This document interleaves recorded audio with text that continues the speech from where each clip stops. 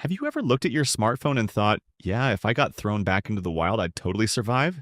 Well, I've got bad news for you. If you were dropped into the Ice Age 10,000 years ago, your modern survival streak would end in about 15 minutes. First off, the cold isn't just uncomfortable, it's lethal.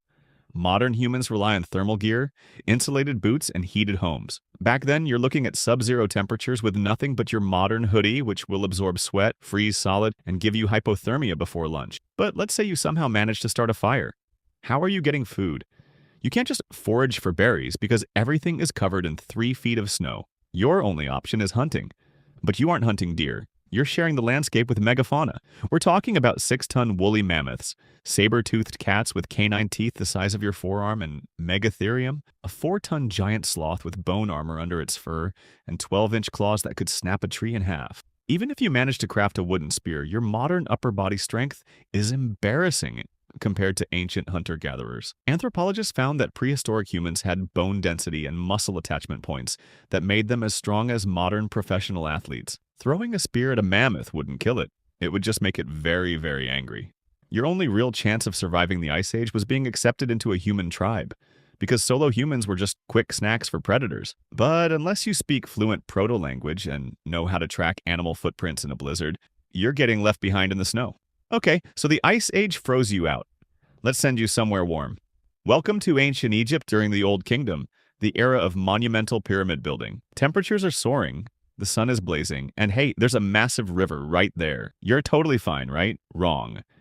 Your absolute biggest enemy in ancient Egypt isn't the scorching heat, it's the water. The Nile River was the lifeblood of Egypt, but for a modern human, drinking straight out of it is basically a death sentence. The Nile was crawling with microscopic parasites, bacteria, and a tiny flatworm that causes a nightmare disease called schistosomiasis. Ancient Egyptians built up immunity to local pathogens from childhood. But your sterile modern gut microbiome, it stands zero chance. Within 48 hours of drinking unfiltered river water, you'd be hit with severe dysentery and dehydration. And in a desert without modern IV fluids, dehydration kills fast. But let's say you stick to drinking ancient beer, which was actually safer because the brewing process killed off most bacteria. What's your job? Unless you magically know how to read and write ancient hieroglyphics, congratulations.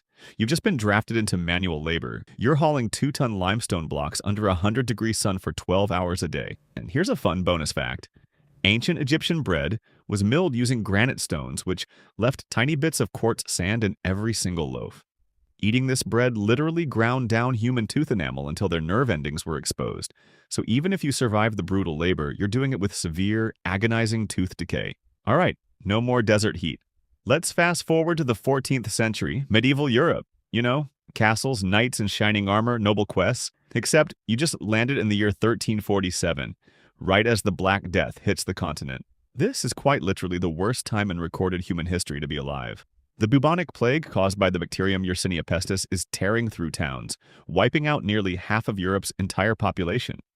It was spread by fleas living on black rats, which were everywhere because medieval sanitation was, well, non-existent. People routinely threw human waste directly out of their windows into the unpaved streets. You're walking through knee-deep mud mixed with sewage. Now, you might think, hey, I know modern medicine. I'll just tell them about germs, hand-washing, and bacteria. Do not do that. In 1347, people believed diseases were caused by bad air called miasma, or as a direct punishment from God.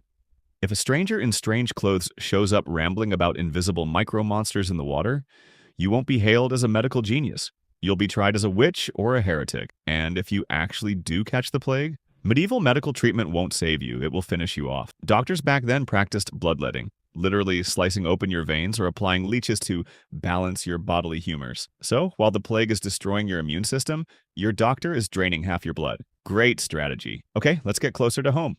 Welcome to Victorian London in the mid-1800s. We have steam engines, factories, electricity on the horizon, and modern civilization taking shape. This has to be the easiest level, right? Think again. The air quality in 1850 London was so toxic it had a nickname, P. Super Fogs. Factories burned millions of tons of coal with zero environmental regulations, coating the entire city in a thick blanket of soot, sulfur dioxide, and toxic heavy metals. Breathing the air in London for a week was the equivalent of smoking multiple packs of cigarettes a day. And if the air doesn't get you, The workplace safety will. Since you have no modern currency or identification, you have to take the only job available, working in a textile mill or a coal mine. In 1850, there were no labor laws, no OSHA, no minimum wage, and zero safety guards on heavy machinery. Factory machines had exposed iron gears spinning at terrifying speeds. One slip of your hand, one loose piece of clothing, and you get dragged right into the machinery. Workers routinely lost fingers, limbs, or their lives, and if you got injured, there was no workers' comp. You were simply fired on the spot and replaced 20 minutes later. Combine that with working 16-hour shifts, 6 days a week, eating food contaminated with chalk and lead additive powders, and your modern lifespan drops like a rock. So, after traveling through thousands of years of freezing blizzards, parasite-filled rivers, deadly plagues, and toxic factories, what's the final verdict? Your modern human survival chance in almost any historical era is basically zero. We aren't weaker than our ancestors, we're just adapted to a world with clean water, modern medicine, heating, and food that doesn't require fighting a 4-ton giant sloth. So the next time you complain about your Wi-Fi lagging for 3 seconds, just remember, it beats getting chased by a saber-toothed cat or drinking raw Nile water. Which era do you think you'd last the longest in? Let me know in the comments below, hit that subscribe button for more deep dives into hidden history, and I'll see you next week.